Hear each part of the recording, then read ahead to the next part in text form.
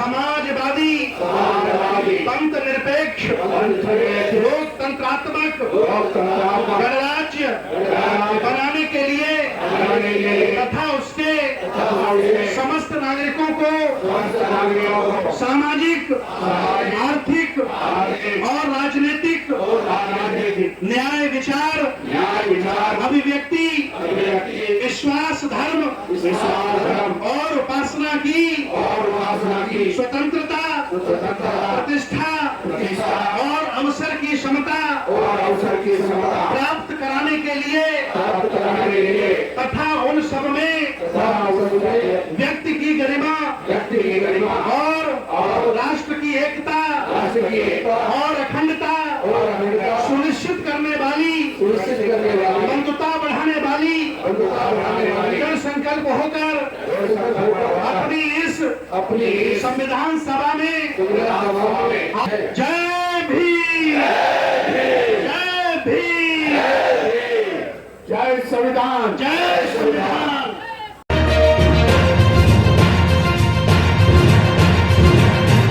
परीक्षा ली, लेकिन बाबा साहब देख रहे थे कि मेरे बच्चे कितने सच्चे हैं, और आज नजीबाबाद ने बता दिया, नगीना ने बता दिया, बिजनौर ने बता दिया कि सच्चे बाबा साहब के बच्चे हम हैं कि नहीं? ये बताइए। आज बाबा साहब के पौत्र डॉक्टर भीमराव यशवंतराव जी हमें शपथ दिलाएंगे, संविधान की प्रस्तावना की, और हम लोग बोलेंगे, इसके बाद आप लोग बोलेंगे, ठीक है ना? एक माइक और दे दीजिए मंच पर, एक माइक इधर से, एक माइक और लाइए, हैंड माइक दे दो, एक आवाज जानी चाहिए इधर। सभी लोग अपना हाथ आगे कर लें और हम लोग पढ़ेंगे। बाबा साहब हम लोग साथ साथ पढ़ेंगे, आप लोग बाद में दोहराइएगा, ठीक है ना? आगे करो हाथ, ऐसे आगे आगे कर दीजिए, आगे। हम भारत के लोग भारत को एक संपूर्ण प्रभुत्व संपन्न समाजवादी पंथ निरपेक्ष लोकतंत्रात्मक गणराज्य बनाने के लिए तथा उसके समस्त नागरिकों को सामाजिक, आर्थिक और राजनीतिक न्याय विचार, अभिव्यक्ति, विश्वास, धर्म और उपासना की स्वतंत्रता, प्रतिष्ठा और अवसर की क्षमता प्राप्त कराने के लिए तथा उन सब में व्यक्ति की गरिमा और राष्ट्र की एकता और अखंडता सुनिश्चित करने वाली, बंधुता बढ़ाने वाली दृढ़ संकल्प होकर अपनी संविधान सभा में आज तारीख 26 नवंबर 1949 ईस्वी मार्गशीर्ष शुक्ल सप्तमी संवत 2006 विक्रमी को हेतु द्वारा इस संविधान को अंगीकृत, अधिनियमित और आत्मर्पित करते हैं।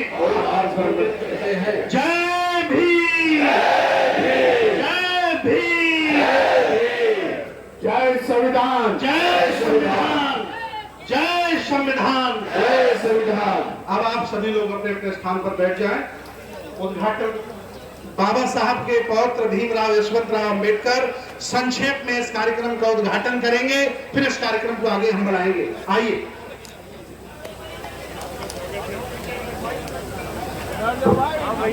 सामने से भी हट जाओ भैया।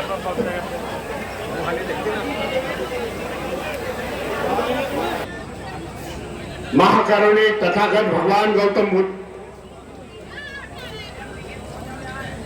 विश्व रत्न बौद्ध सत्व संविधानकार डॉक्टर बाबा साहेब अम्बेडकर, महात्मा ज्योतिबा फुले, सावित्रीबाई फुले, साहूजी महाराज, बहुजनों के सभी बहुजन नायक को मैं विनम्र अभिवादन करता हूं। इस संविधान सम्मेलन जागरूकता उनका उद्घाटन किया, ऐसा मैं कोशिश करता हूं।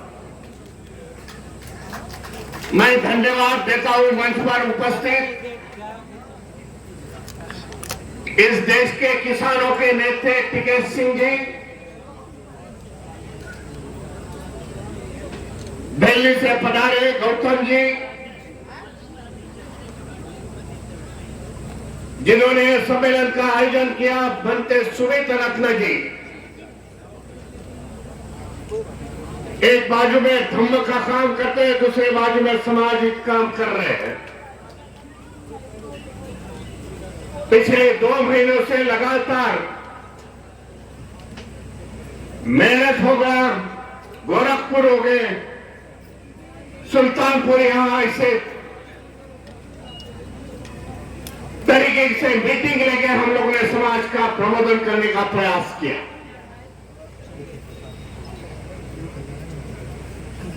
आज का सम्मेलन मैं समझता हूं महत्वपूर्ण सम्मेलन। इसके लिए महत्वपूर्ण है कि 85% लोग एक बाजू है, 15% लोगों बाजू।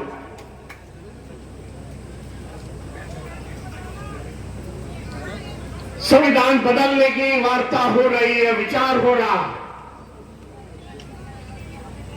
2014 से आज ये हम लोग निर्णय में आ चुके हैं।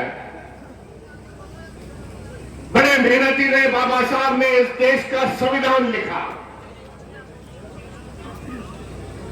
और संविधान लिखते हुए बाबा साहब ने पूरे भारत नागरिकों के लिए संविधान लिखा। किसी वंचित समाज के लिए नहीं, कोई शेड्यूल कास्ट शेड्यूल ट्राइब के लिए नहीं। लिखते समय बाबा साहब ने देश का नागरिक को सामने रखते हुए संविधान लिखा।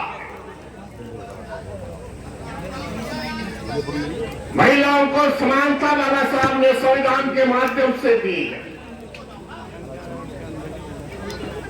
इस देश में संविधान है, इसके लिए हम सुरक्षित हैं। लेकिन देखा जा रहा है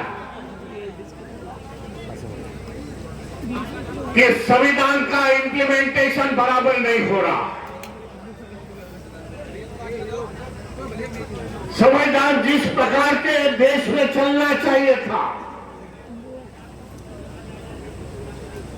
जो बाबा साहब की अपेक्षा थी, तो आज संविधान बराबर नहीं चल रहा। इसके लिए ऐसा प्रयोजन करने का प्रावधान है। संविधान के माध्यम से हमें समझता आ गई, फिर पुरुष हो गए या महिला हो गए, भैया प्लीज, हमें समानता है, हम अछूत हो गए या ऊपर वाले हो गए। सर मत भेजिए, आप किसी को पीछे से भेजिए। बाबा साहब ने समानता लाई है, संविधान से न्याय की वार्ता की है।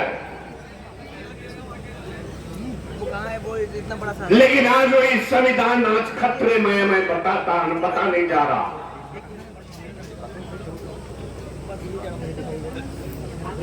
कई उदाहरण है उसके। मैं पिछली बार गोरखपुर में आया था, बनते सुमित रत्न जी ने जो प्रोग्राम लिया था, उस समय हमें बताया गया कि ये नहीं करना है, वो नहीं करना है। भाई संविधान ने हमें क्या अधिकार दिया? हमारे को बोलने का, एक्सप्रेशन करने का अधिकार दिया है। आप रोकने वाले कौन? बिहारी ऐसे इस प्रकार की गतिविधियां देश में चल रही है, उस पर पर ध्यान देना पड़ेगा। सरकार में बैठे हुए लोग हैं, जो बलवानी संगठन के लोग हैं, खुलेआम बोलते हैं कि आने वाले समय में हम संविधान बदल देंगे। जो हमें संविधान चाहिए वो संविधान हम लोग लाएंगे, लेकिन उस पर एफआईआर नहीं होता, कानूनी कार्रवाई नहीं होती। हम हमारी बात संविधान के माध्यम से रखते हैं तो हमारे पर कार्रवाई होती है, ये भी सोच लो।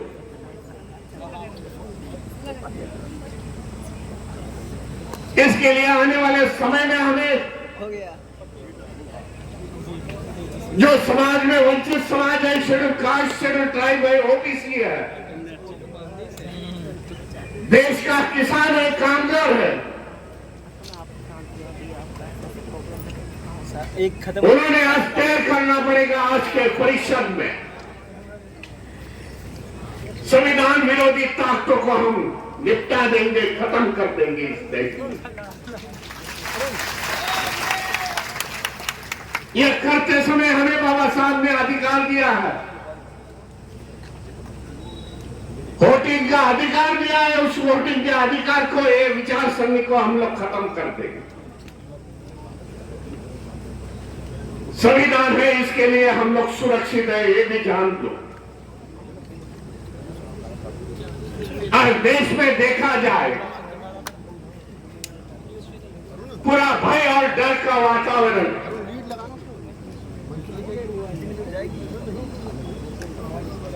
लोगों में भय है, हम ये करेंगे तो सरकार हमारी ये कर देंगे,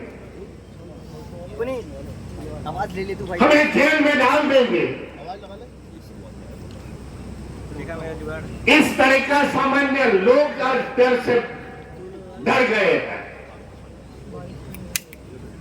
जो विरोधी पार्टियां चलाते हैं उसके नेता आज डर गए।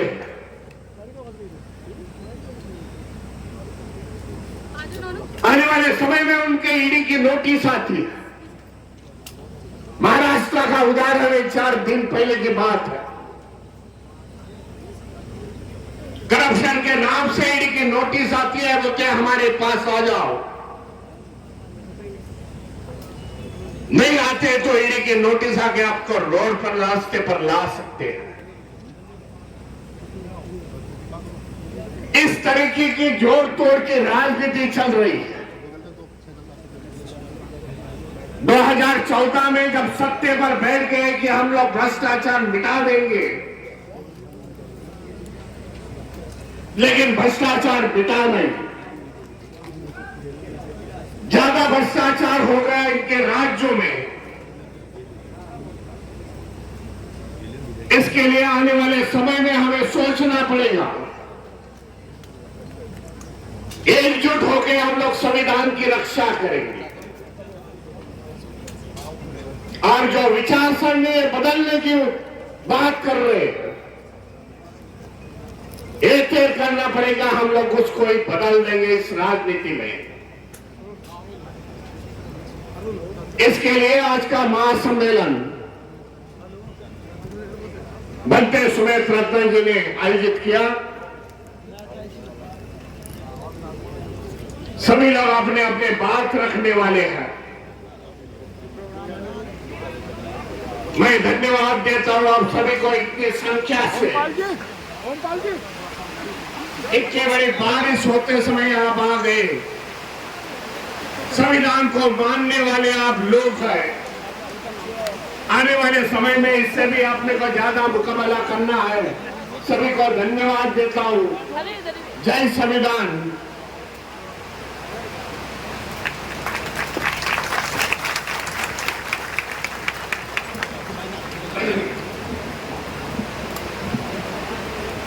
पानी ने देखिए स्वागत किया है आपका। छाता अपने अपने खोल लीजिए, सभी छाता लेके आए हैं। इसके बाद चूंकि समय कम है, हमारे बीच में वक्ता ज्यादा है, तो जो हमारे महत्वपूर्ण अतिथि हैं आदरणीय राजेंद्र पाल गौतम जी, आदरणीय किसानों के नेता आदरणीय राकेश टिकैत जी, महमूद प्राचा साहब सुप्रीम कोर्ट के सीनियर वकील, राजकुमार सैनी जी, प्रवीण निखारे जी, डॉक्टर MP सिंह जी, ये लोग वो हैं जिनको आमंत्रित किया हम लोगों ने, इस कार्यक्रम में बुलाया है। चूंकि तबीयत बहुत ज्यादा खराब हो गई आदरणीय सत्यपाल मलिक जी की, और वो चूंकि पैदल नहीं चल पाते हैं, तो इतना पानी भर गया मैंने कि कैसे उनको बुलाऊं, कैसे चढ़ाऊंगा यहाँ। उनका 1 कुंतल वजन है मेरी तरह। तो हमने कहा चलिए अगले कार्यक्रम में आपको बुलाएंगे, तो हमने उनको अगले कार्यक्रम के लिए आमंत्रित कर दिया।